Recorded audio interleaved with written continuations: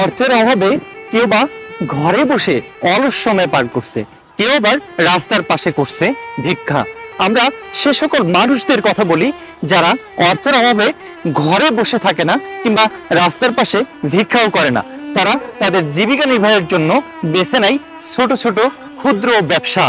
যারা ফুটপাতে থেকে তাদের জীবিকা নির্বাহ করার পরেও কখনো ভিক্ষাবৃত্তিকে পেশা হিসেবে নেয় না, সে সকল পথশিশু, অসহায় রিক্সাওয়ালা, অসহায় পানি বিক্রেতা, অসহায় ফুল বিক্রেতা, তাদেরকে নিয়ে তাদের জীবনের যে কষ্ট, তাদের জীবনের যে লক্ষ্য, তাদের জীবনের যে দুঃখ, সবকিছু মিলিয়ে এই সাইলেন্ট ক্রাই এই পেজ আমরা দাঁড় করিয়েছি।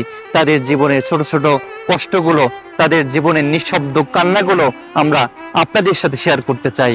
জীবনে ভালো থাকার জন্য, জীবনকে উপভোগ করার জন্য যেমন অনেক সুখের দরকার আছে, অনেক ভালো কিছু দেখার দরকার আছে, ঠিক তেমনই ভাবে যারা কষ্টে থাকে, যারা নীরবে কান্না করে, এই মানুষগুলোর কান্নার শব্দ শোনার যথেষ্ট প্রয়োজনীয়তা আছে।